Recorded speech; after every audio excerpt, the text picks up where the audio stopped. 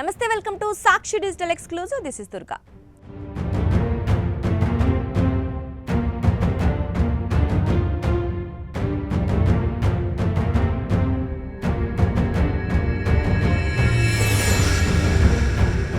China భారీగా బంగారం ఎందుకు కొంటోంది? భారత్, రష్యా సహా బ్రిక్స్ దేశాలు కూడా అదే దారిన ఉన్నాయా? బంగారపు నిల్వలతో డాలర్ను బలహీనపరచడానికి చైనా ఆడుతున్న గేమా? చైనాతో పాటు ఇతర దేశాల ఆలోచనే కరెక్ట్ అయితే అమెరికా ఆర్థిక వ్యవస్థ దిగజారుతుందా?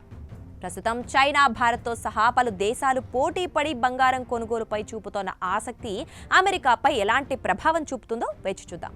దాదాపు 3 దశాబ్దాల తర్వాత తొలిసారి 2025లో ప్రపంచవ్యాప్తంగా సెంట్రల్ బ్యాంకుల వద్ద ఉన్న మొత్తం బంగారం విలువ అమెరికా ట్రెజరీ బాండ్లలో ఉన్న పెట్టుబడులను మించిపోయింది. ప్రస్తుతం సెంట్రల్ బ్యాంకుల వద్ద ఉన్న బంగారం నిల్వలు దాదాపు $4 ట్రిలియన్ చేరుకున్నాయి. అమెరికా ట్రెజరీలో పెట్టుబడుల విలువ $3.5 ట్రిలియన్, అంటే $1/2 ట్రిలియన్ విలువ చేసే బంగారపు నిల్వలు అమెరికా ట్రెజరీ బాండ్లకు మించిపోయాయి. తాజా గణాంకాలతో పోలిస్తే యూరోను అధిగమించి 2వ అతిపెద్ద అంతర్జాతీయ రిజర్వ్ ఆస్తిగా బంగారం మారింది. 2022లో రష్యన్ ఆస్తులను అమెరికా స్తంభింపచేసిన తర్వాత సెంట్రల్ బ్యాంకులు బంగారం కొనుగోళ్లను వేగవంతం చేయడంతో ఈ మార్పు వచ్చిందని చెప్పవచ్చు. గత 3 ఏళ్ల నుంచి వరుసగా సెంట్రల్ బ్యాంకులు ఏటా 1000 టన్నులకు పైగా బంగారాన్ని కొనుగోలు చేశాయి.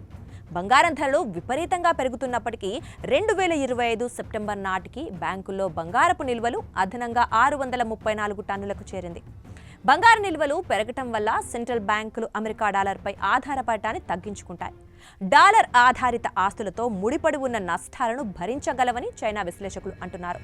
ఒకవేళ డాలర్ విశ్వసనీయత బలహీనపడినా విదేశీ మారక నిల్వలను స్థిరంగా ఉంచడానికి బంగారం సహాయపడుతుందని అంచనా. 2025 సెప్టెంబర్ నాటికి చైనా మొత్తం అంతర్జాతీయ నిల్వల్లో బంగారం 7.6% ఉంది.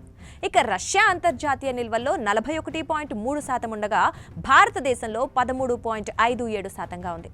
అమెరికా దూకుడుతనం, దేశంలో అమలవుతోన్న విధానాల అనిశ్చితి, పెరుగుతున్న అమెరికా అప్పులు, ప్రపంచవ్యాప్తంగా రాజకీయ ఉద్రిక్తతల మధ్య సెంట్రల్ బ్యాంకులు క్రమంగా డాలర్పై ఆధారపడటాన్ని తగ్గించుకొని బంగారంలో తమ వాటాను పెంచుకొని డాలర్పై ఆధారపడటాన్ని తగ్గించుకుంటున్నాయని విశ్లేషకులు భావిస్తున్నారు.